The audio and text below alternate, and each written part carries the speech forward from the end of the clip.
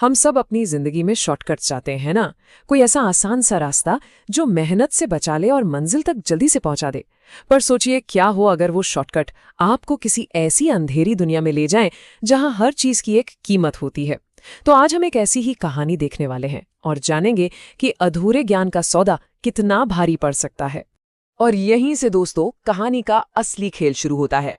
ये कोई पूजा पाठ या तपस्या नहीं थी, ये था एक सौदा। एक ऐसी शक्ति के साथ जो आपको कोई वरदान नहीं देती, बल्कि आपकी इच्छाओं के बदले में कुछ लेती है। और जो वो लेती है वो अक्सर आपकी मर्जी से नहीं होता। तो चलिए मिलते हैं कहानी के मेन कैरेक्टर से। मिथुन एक ऐसा इंसान जिसे हमेशा से ही आसान रास्तों की शॉर्टकट्स की तलाश थी, और उससे बिल्कुल उल्टा था उसका दोस्त राजन, जो मेहनत और सीधे रास्ते पर यकीन करता था। देखिए, यही वो सोच का फर्क है जो इन दोनों दोस्तों को बिल्कुल अलग बनाता है। एक तरफ है मिथुन, जिसके लिए अकल का असली काम है जुगाड़ भिड़ाना और शॉर्टकट खोजना, और दूसरी तरफ है राजन, जिसकी सीधी साधी मेहनत वाली जिंदगी मिथुन को एकदम बोरिंग लगती थी। और यही सोच का फर्क आगे चलकर सब कुछ बदलने वाला था। अपनी माँ की मौत के बाद मिथुन एकदम अकेला पड़ गया था। रिश्तेदार, दोस्त सब ने धीरे धीरे मुंह फेर लिया। बस एक राजन ही था जो उसके साथ खड़ा रहा। इसी अकेलेपन और बेबसी में एक दिन उसकी नजर एक पुराने अखबार पे छपी अंधकूप विधि पर पड़ी। उसे लगा, बस यही है उसकी सारी मुसीबतों का हल। तो आखिर ये अंधकूप विधि थी क्या? चलिए देखते हैं कि उन 5 डरावनी रातों में मिथुन ने आखिर किया क्या और कैसे उसने एक अनदेखी शक्ति के साथ ये सौदा किया।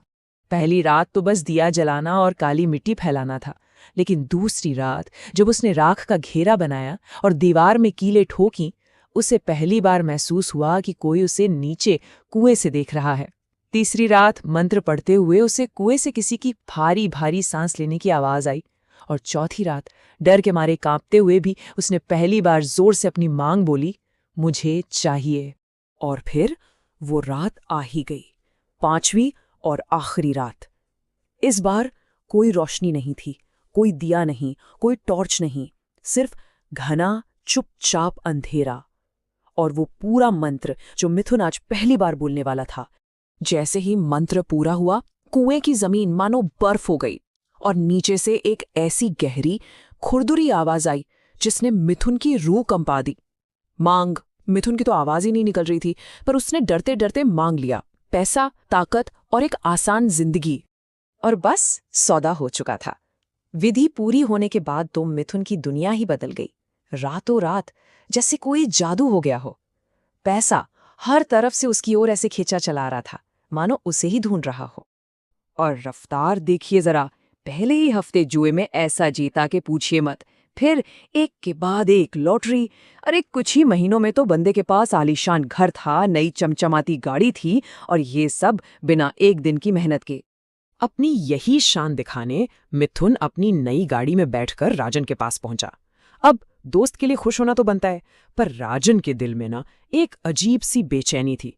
वो कहीं ना कहीं जानता था कि जो चीज इतनी आसानी से मिलती है वो अक्सर अपने साथ एक अनदेखी कीमत लेकर आती है। और राजन का वो डर बिल्कुल सही साबित हुआ। मिथुन के अच्छे दिन अब खत्म होने वाले थे। अब बारी थी उस सौदे की असली कीमत चुकाने की, जिसके बारे में उसे पूरी तरह पता भी नहीं था। और फिर तो मानो सब कुछ बिखरने लगा। एक बड़ी बिजनेस डील में ऐसा फंसा कि अपनी जेब से पैसे देने पड़ गए। जिस जुए ने उसे राजा बनाया था, उसी ने उसे सड़क पर लाना शुरू कर दिया। लॉटरी भूल जाइए। एक एक करके सारे सौदे हाथ से निकलने लगे और हालत ये हो गई कि अपनी प्यारी गाड़ी तक बेचनी पड़ गई।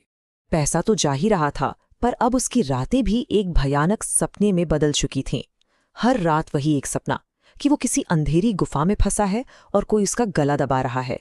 उसे अपने ही घर में हर वक्त लगता था कि कोई है, कोई उसे घूर रहा है और कुछ मांग रहा है।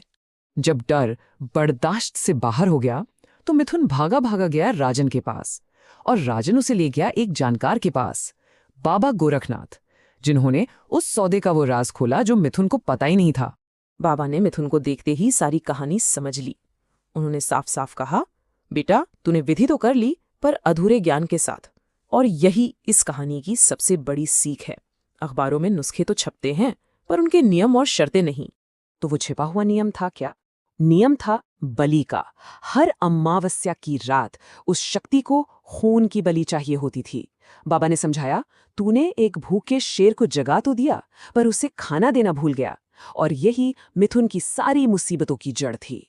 और सबसे बड़ी मुसीबत ये थी कि अगली ही रात महालय अमावस्या थी, मतलब वो रात जब वो शक्ति अपनी सबसे ज्यादा ताकत पर होती है। अब मिथुन के पास कोई रास्ता नहीं था, या तो वो सामना करे या फिर अंजाम भुगते।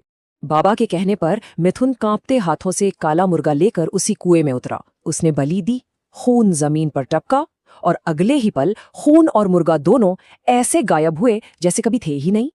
तभी कुएं के अंदर से वही खुरदरी भारी आवाज गूंजी, लेकिन इस बार उसमें गुस्सा था।